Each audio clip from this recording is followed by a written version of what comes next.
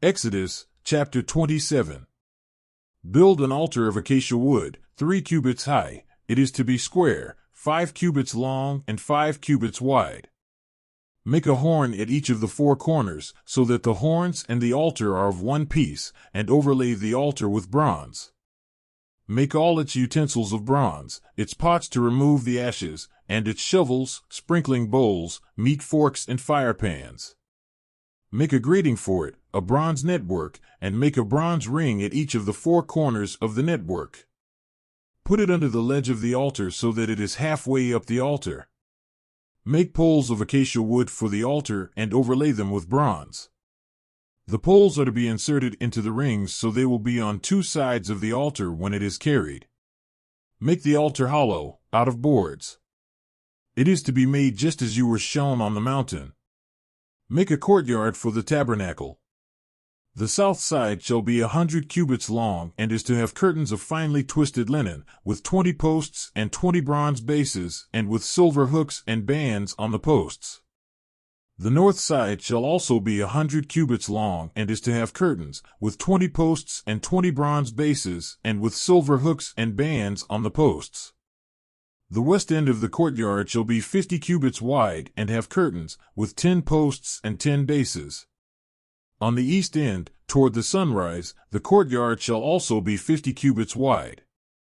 Curtains 15 cubits long are to be on one side of the entrance, with 3 posts and 3 bases, and curtains 15 cubits long are to be on the other side, with 3 posts and 3 bases. For the entrance to the courtyard, provide a curtain 20 cubits, long, of blue, purple, and scarlet yarn and finely twisted linen, the work of an embroiderer, with 4 posts and 4 bases. All the posts around the courtyard are to have silver bands and hooks, and bronze bases. The courtyard shall be 100 cubits long and 50 cubits wide, with curtains of finely twisted linen 5 cubits high, and with bronze bases.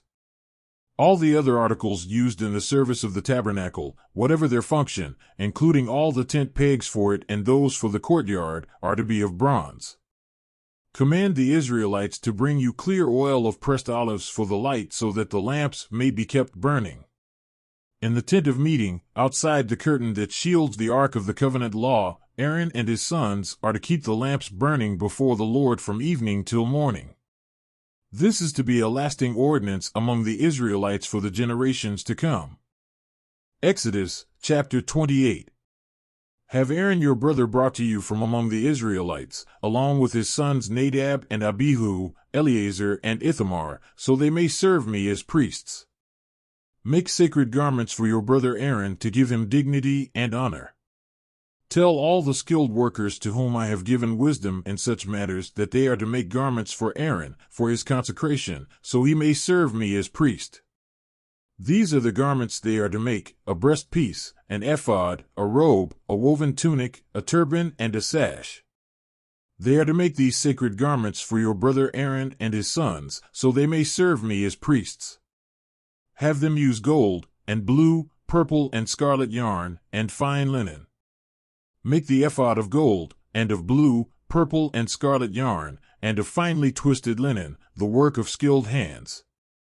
It is to have 2 shoulder pieces attached to 2 of its corners, so it can be fastened. Its skillfully woven waistband is to be like it, of one piece with the ephod and made with gold, and with blue, purple, and scarlet yarn, and with finely twisted linen. Take 2 onyx stones and engrave on them the names of the sons of Israel in the order of their birth, 6 names on one stone and the remaining 6 on the other. Engrave the names of the sons of Israel on the 2 stones the way a gem cutter engraves a seal. Then mount the stones in gold filigree settings and fasten them on the shoulder pieces of the ephod as memorial stones for the sons of Israel. Aaron is to bear the names on his shoulders as a memorial before the Lord. Make gold filigree settings and 2 braided chains of pure gold, like a rope, and attach the chains to the settings. Fashion a breastpiece for making decisions, the work of skilled hands.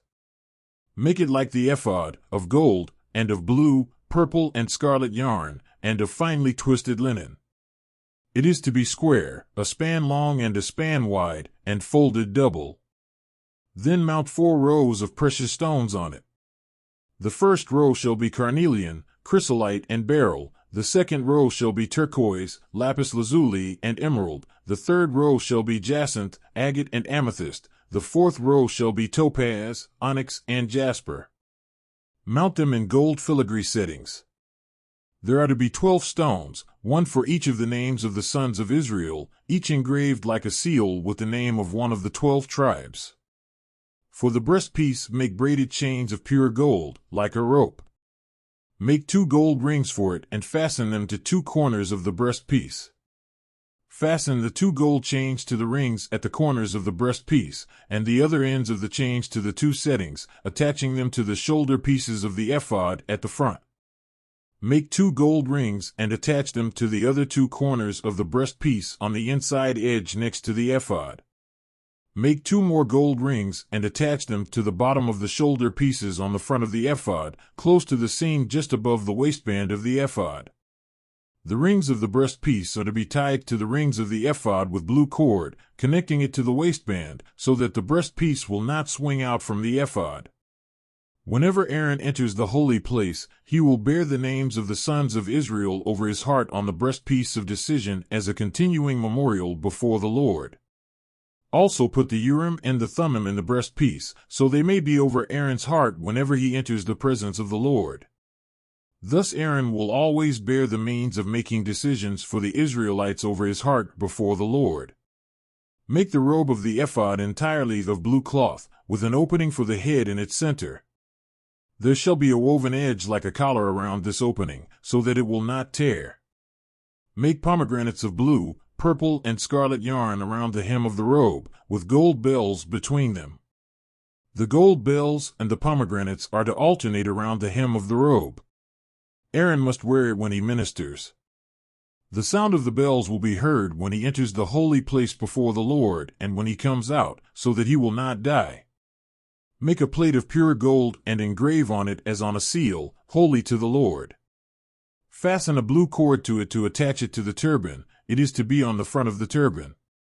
It will be on Aaron's forehead, and he will bear the guilt involved in the sacred gifts the Israelites consecrate, whatever their gifts may be. It will be on Aaron's forehead continually so that they will be acceptable to the Lord. Weave the tunic of fine linen and make the turban of fine linen. The sash is to be the work of an embroiderer. Make tunics, sashes, and caps for Aaron's sons to give them dignity and honor. After you put these clothes on your brother Aaron and his sons, anoint and ordain them. Consecrate them so they may serve me as priests. Make linen undergarments as a covering for the body, reaching from the waist to the thigh. Aaron and his sons must wear them whenever they enter the tent of meeting or approach the altar to minister in the holy place, so that they will not incur guilt and die. This is to be a lasting ordinance for Aaron and his descendants.